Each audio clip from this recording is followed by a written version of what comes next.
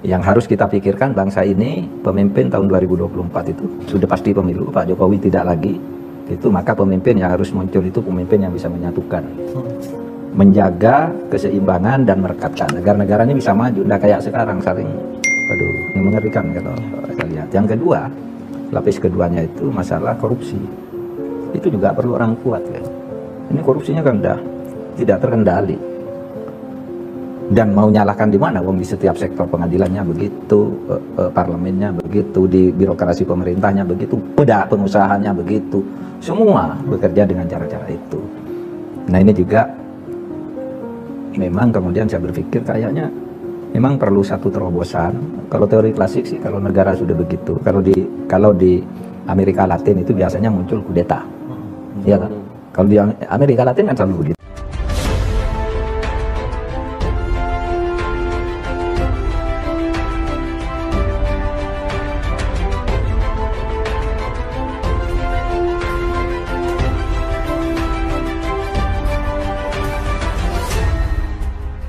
Tonton video ini sampai selesai agar Anda tidak gagal paham.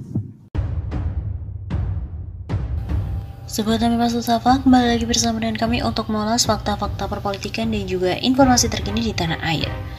Bukan cari panggung, Mahfud MD sepertinya frustasi pada pemerintahan Jokowi, tapi ia takut mundur. Ada kesan frustasi ditunjukkan oleh Menko Bidang Politik dan Hukum, yaitu Mahfud MD terhadap pemerintahan Jokowi dan Ma'ruf Amin dalam mengatasi persoalan polarisasi. Direktur Eksekutif Oversight of Indonesia's Democratic Policy, Satyo Purwanto melihat Mahfud seperti frustasi, namun tidak berani untuk mundur dari kabinet. Dia sebenarnya sudah frustasi dengan pemerintahan Jokowi, namun sayangnya dia tidak punya keberanian untuk mundur dari kabinet. Tegas Satyo kepada kantor berita politik RMOL pada Selasa 26 April. Satyo juga meyakini sikap frustasi tersebut lebih kuat jika dibandingkan dengan anggapan beberapa pihak bahwa Mahfud MD sedang mencari panggung politik menuju pemilu 2024. Satyo menyatakan pernyataan Mahfud MD merupakan bagian dari analisa keadaan bahwa kondisi polarisasi semakin tajam. Lalu siapa yang menciptakan polarisasi tersebut? Tentu saja pemerintah dengan membayar para buzzer perusak persatuan bangsa, tanda Satyo.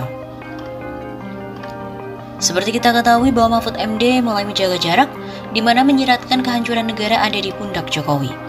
Direktur Eksekutif Median Riko Marbun mengatakan, keraguan terhadap kepemimpinan Jokowi kini tidak hanya lagi muncul dari masyarakat biasa, tetapi juga sudah menyambar ke pejabat pemerintahan itu sendiri. Kata dia, salah satu yang buka-bukaan soal situasi dan kondisi bangsa sekarang ini adalah Menko Bidang Politik Hukum dan Keamanan Menko Polhukam Mahfud MD. Menurutnya, Mahfud, keadaan bangsa tak kunjung bertransformasi menjadi negara maju, justru malah semakin mengerikan. Hal itu ditunjukkan dari korupsi yang tidak kenal kendali dari semua pihak, mulai dari birokrasi hingga para pengusaha.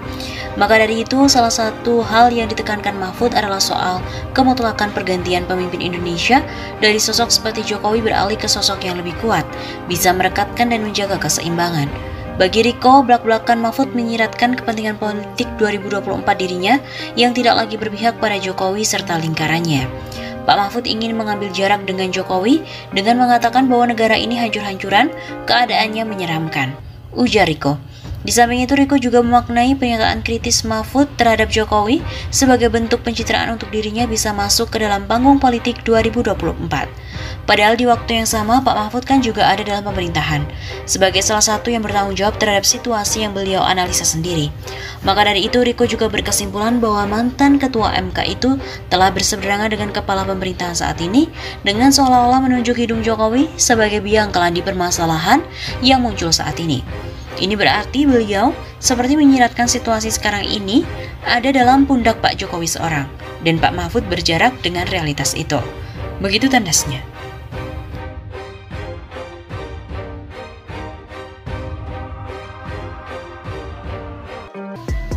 Mahfud MD selaku Menko berpikir perlu adanya kudeta. Ini negara mau hancur, saya ambil. Apa maksudnya? Pernyataan Menko Polhukam Mahfud MD yang membahas mengenai kasus penganiayaan Ade Armando memicu spekulasi politik dan bisa berkembang liar. Aktivis Syahganda Nainggolan secara tegas meminta Mahfud MD menyampaikan klarifikasi atas pernyataannya tersebut. Apalagi Mahfud MD turut menyinggung pernyataan mengenai kudeta. Menko Polhukam Mahfud MD terus menjelaskan lebih jauh tentang isu kudeta yang dia sampaikan dalam sebuah wawancara media online terkait dengan mengatasi krisis leadership nasional. Kata Syahganda Nainggolan dalam keterangan tertulis pada Jumat 22 April. Menurut Syahganda, istilah urgensi pemimpin kuat dan cara kudeta yang dilakukan di negara lain sebagaimana disampaikan Mahfud perlu diuraikan lebih lanjut. Ini perlu diuraikan lebih lanjut mengingat isu ini bisa memicu spekulasi politik yang memperdalam krisis yang ada. Sambung Syahganda. Hal lain, publik juga dikhawatirkan menganggap Mahfud MD sudah menilai kepemimpinan Jokowi gagal. Menko Polhukam sudah memproyeksikan bahwa sampai pemerintahan Jokowi ke depan, rezim ini sudah tidak mampu lagi menyelesaikan krisis leadership dan korupsi ini. Tanda Syahganda. Dalam pernyataan yang diunggah pada video 20 detik, Mahfud MD menyinggung masalah ideologis dan polarisasi yang tajam saat membahas kasus Ade Armando. Mahfud menyebut perlu orang kuat yang bisa menyatukan antara agama dan negara serta bisa diterima semua pihak pada 2024 nanti. 2024 nanti pasti Pak Jokowi sudah tidak ada lagi, maka pemimpin yang harus muncul yang bisa menyatukan, menjaga keseimbangan dan merekatkan. Negara-negara ini bisa maju, enggak kayak sekarang saling waduh mengerikan kalau saya lihat. Jelas Mahfud. Mahfud juga menyebut masalah korupsi di Indonesia sudah tidak terkendali dan membutuhkan orang kuat untuk memimpin. Memang kemudian saya berpikir, kayaknya perlu satu terobosan kalau teori klasik, kalau di Amerika Latin muncul kudeta. Ini negara mau hancur, saya ambil. Tegas Mahfud.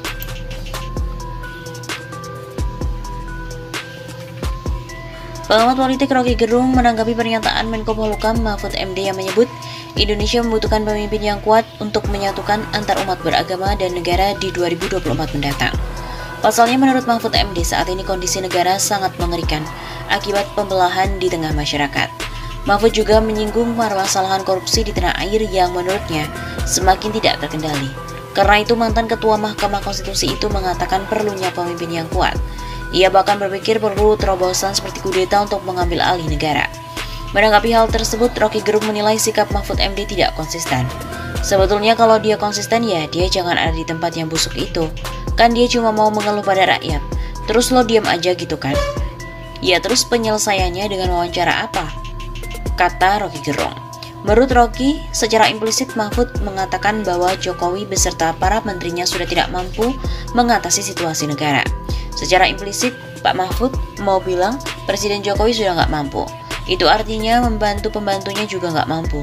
Ya bubar saja kan supaya ada pengganti baru. Ujarnya dikutip dari kanal YouTube Rocky Gerung Official pada Sabtu 23 April. Rocky Gerung juga membenarkan pernyataan Mahfud bahwa publik tengah mencari sosok pemimpin yang kuat karena selama ini pemerintahan Jokowi dianggap tidak dapat menyelesaikan berbagai permasalahan negara. Kebijakan larangan ekspor CPO dan minyak goreng secara drastis, kata Rocky Gerung, justru akan mengganggu sistem perekonomian di dalam negara. Padahal sebetulnya ini cuma soal teknis bagaimana mendistribusikan minyak goreng itu dan atasi dengan kebijakan yang terukur. Bisa-bisa juga nih Pak Jokowi dikudeta oleh oligarki sawit. Katanya menambahkan, pendiri Setara Institut itu juga menduga Jokowi tengah kehilangan arah sehingga memungkinkan adanya politik mahasiswa dan buruh, serta munculnya tokoh alternatif yang disebut Mahfud MD sebagai orang kuat.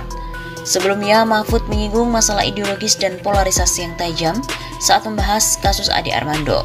Mahfud menyebut perlu orang kuat yang bisa menyatukan antara agama dan negara, serta bisa diterima semua pihak pada 2024 nanti.